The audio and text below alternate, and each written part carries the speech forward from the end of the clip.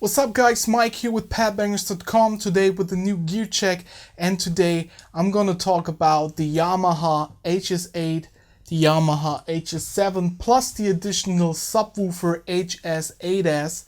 One of these will be my pick for the studio here, and we will check these out in detail with all the features. I will tell you something about the sound, and I will tell you which of these I will keep for my personal setup. Let's go!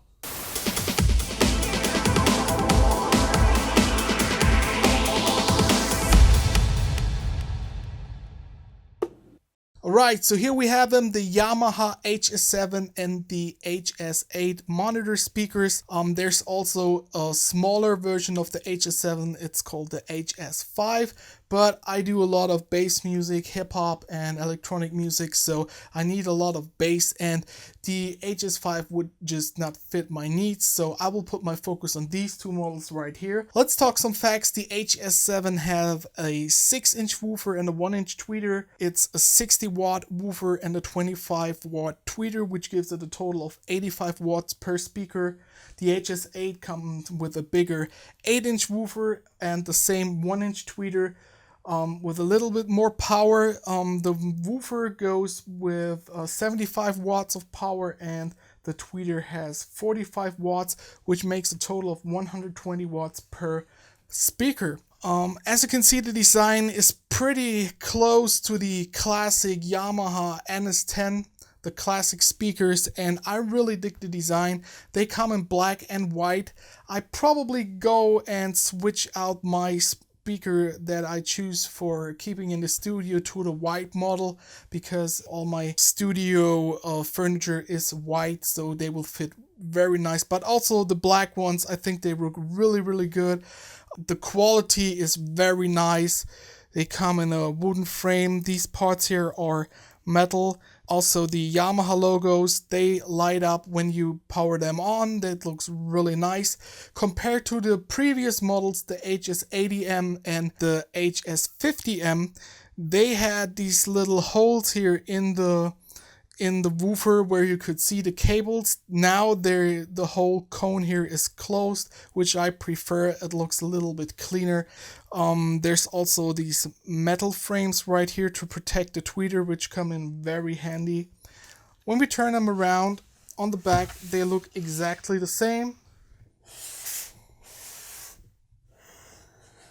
Alright, when we look at the back, we have these metal pieces here that help to absorb the heat, because those speakers, they can get a little bit warm when you power them on over a long time, so these are pretty useful. We have the exit holes for the air produced by the woofer. We also have controls for the volume. Now here's a little con. The knob here, it only snaps in center position. So adjusting them to a certain point is a little bit complicated, and you need a little bit some time to adjust them properly. Then we have balanced XLR and 1/4-inch jack inputs right there. And we got two controls for the room. For the highs and the basses, we can boost or cut them by 2 dB or 4 dB for the highs. We also have the power buttons and the power outlet on the back. I know a lot of people complain about power buttons on the back because in some studios it's pretty uncomfortable to power them on. For me personally, it's not a big deal. I have a big outlet where I have a switch that can power them on, so no problem for me. I can live with that. Also, controls on the back are not a big deal for me because you set it up one time and then it's good. But I know some people, they like to adjust them a lot and they don't want to reach around the whole speaker or move their setup around for this. So you might consider this when buying a pair of studio monitors. Alright, let's talk about the most important thing, which is of course the sound. Before I start, I have to say two things. First of all, my studio situation is an acoustic nightmare. I sit in an almost square room and my position is dead center. That's the worst place in the room to sit, but due to the lack of room I have no other choice. So all I can tell you is my personal subjective impression of these speakers. If you're looking for monitor speakers, I recommend go to a music store, listen to them, take some with you home, listen in your own environment, and then make your decision. But I try to be as subjective as I can with the speakers, and there are a few points that I want to point out that count in general for these speakers. So the first point I want to talk about is the tweeter, and the tweeters here are very direct. So it's really important that you set up your speakers right in that triangle, and you have to sit in the center of the speakers. If you move your head to the left or right or back and forth, you can clearly hear how it affects the sound, and you lose a lot of heights when you not sit in the right position in front of the speakers. So that's very important. If you're in a big studio and you tend to sit with 2 or 3 guys in front of your desk, you might get a little bit trouble. Try it out yourself, but the best result you definitely get when you sit alone in the center between your speakers. In general, they sound very good, especially for the price range. The sound is very flat, and flat isn't a bad thing here. It's really good because compared to my previous speakers, which were the KRK, they really affected the sound dramatically. They're boosting the basses and they're pushing the heights, so the sound always sounds better than it actually is. And when you put your mix to the car or to a stereo system, you're always surprised how different it sounds compared to your monitor speakers. And the job of your monitor speakers is to give you a neutral impression of the sound. You can get used to this, of course. I mean, I used the KRK for more than 4 or 5 years, and I got used to them pretty quickly. And if you know the strengths and weak points of a speaker, you can handle it pretty good. But the more flat a speaker is, the easier it is to adapt to it. So these one here sound surprisingly flat. The HS8, maybe for my impression, it boosts the basses a little bit, but you can control that with the cut on the back. You just lower it -2 dB, and for me personally, my impression was that it sounds more neutral than in the 0 position when you lower the bass a little bit. Both produce a lot of bass. Surprisingly, the HS7 does not produce a lot less bass than the HS8. It's just with the HS8, you have a better impression of the bass area. It's more clear, it's not as muffled as with the HS7. You really hear, there are some ranges, they got a little problem. You can hear them and they produce enough bass for a decent mix. But with the HS8, it's easier to analyze the bass frequencies with your ears. That's a pro for the HS8. At the same time, I have the impression that the mids and heights sound a little bit better on the HS7 compared to the HS8. Not a big deal, it's just like my personal impression. I can tell you the winner for me personally is the HS8. That's the one I'm gonna keep in the studio. One more thing I should mention, these are not club speakers. So when you drive them really hard, you can hear how the limiter starts working and pushes the sound down to save your woofer and tweeter. If you just need speakers to make some party and pump loud SBs, I would not go with these. I would go maybe with a small PA system or something. So these are really for mixing, analyzing your mix. And of course you can hear them loud and pumping, but it's not something you want to use to throw a house party. All right, let's go and get the HS8S woofer, which I will not keep because it's just too powerful for my studio. In combination with the HS7 and HS8, they produce so much bass. Everything was shaking in here.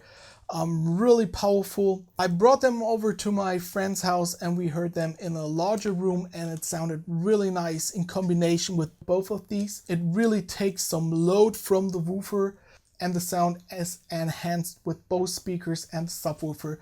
But unfortunately my room is so small I can't keep it. But I will show it to you anyway, so let's switch over to detail view. Okay, so here it is, the big boy, the Yamaha HS8S subwoofer. As you can see, pretty sleek design. This one is not available in white, or not yet, only available in black, but I mean, You can put it in the corner or under your desk if you don't like the color. I think it looks pretty sleek. It comes on the standing feet, so you don't have to buy any additional spikes to decouple it from the floor. Also has the Yamaha logo that lights up when you power it on. It's a down-firing subwoofer, so the woofer itself is on the bottom. Here you only have the bass reflex exit hole for the air. It fires down to 22 Hz, and the whole frequency range that it can reproduce is 22 Hz up to 150 Hz. Let's turn it around and see all the connections and settings on the back. So here in the back we have the same inputs as on the monitor speakers itself. So we have balanced XLR inputs as well as 1/4 inch jack balanced inputs. We have XLR outputs to connect the monitor speakers. We have low and high cut here from 80 to 120 Hz. So you can adjust it really good to your monitor speakers.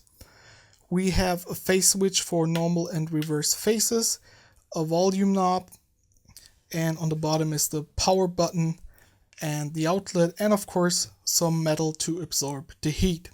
As you can see, pretty basic setup. Unfortunately, there's no input for foot switch, so you can't just turn off the subwoofer and keep the monitors running. That's the only con I have here.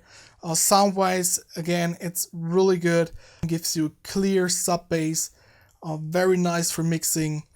If your room is big enough, again, for my room, it's just overkill. Too much power for me, but for everyone else with a bigger place to work, this is a great addition to the monitor speakers. Alright guys, so here's my verdict on the Yamaha HS series. First of all, they sound really good. In the price range they sell, in my personal opinion, there's not much competition. Very neutral sound for the price range, very flat, so that's a big plus.